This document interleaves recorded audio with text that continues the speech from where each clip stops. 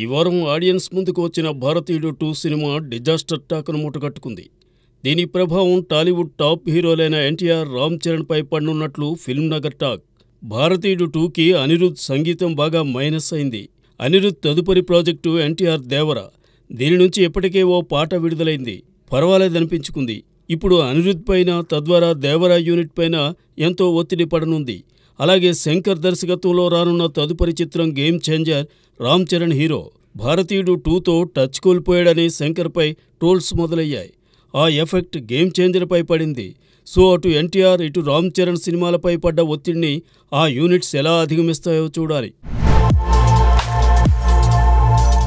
Mass మహారాజా రవితేజ, దర్శకుడు బాబీ కాంబినేషన్లో ఇప్పటివరకు పవర్, వాల్తేరు వీరయ్య చిత్రాలు వచ్చాయి.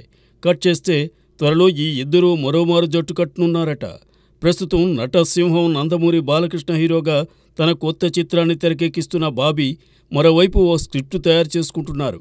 ఈ సబ్జెక్టుకి రవితేజ గ్రీన్ సిగ్నల్ ఇచ్చారని టాక్. అలాగే పీపుల్స్ మీడియా ఫ్యాక్టరీ సంస్థ నిర్మిస్తోందని బజ్. వచ్చే ఏడాది ఆరంభంలో పట్టాలెక్కనున్న ఈ సినిమాకి సంబంధించి పూర్తి వివరాలు త్వరలోనే వెల్లడి కానున్నాయి. మరి ముచ్చటగా మూడోసారి టీమప్ అవుతున్న రవితేజ, బాబీ హ్యాట్రిక్ అందుకుంటారేమో చూడాలి. కేజీఎఫ్ సిరీస్లో యశ్ నటనే కాదు, లుక్స్ కూడా జనాన్ని భలేగా ఇంప్రెస్ చేశాయి. ఈ నేపథ్యంలో తన కొత్త చిత్రం టాక్సిక్లో యశ్ ఎలా కనిపిస్తాడోన్న ఆసక్తి నెలకొంది. ఇప్పుడు ఆ సస్పెన్స్కి తెరపడింది. రీసెంట్గా ఓ చోట యశ్ తారసపడగా అతన్ని, అతని లుక్స్ని కెమెరాలో బంధించేశారు ఫోటోగ్రాఫర్స్. సరికొత్త హెయిర్ స్టైల్లో, బియర్డ్తో యశ్ కిరాక్గా కనిపిస్తున్నాడనే చెప్పాలి. కాగా టాక్సిక్ 2025 ఏప్రిల్ 10న తెరపైకి రానుంది. Sandalwood super star Shivaraj Kumar career biggest హిట్స్లో మఫ్టీ ఒకటి. 2017 చివరిలో విడుదలైన ఈ సినిమాకి ప్రీక్వెల్గా ఇప్పుడు భైరతి రణగల్ రూపొందుతోంది. పాన్ ఇండియా మూవీగా తెరకెక్కుతున్న ఈ చిత్రానికి సంబంధించిన టీజర్ని శివన్న పుట్టినరోజు సందర్భంగా విడుదల చేశారు. ఆద్యంతం ఆసక్తికరంగా సాగిన ఈ టీజర్ సినిమాపై అంచనాలు పెంచేసింది. కాగా నర్తన్ డైరెక్ట్ చేస్తున్న భైరతి రణగల్ ఈ ఏడాది సెప్టెంబర్లో జనం ముందుకు రాబోతోంది.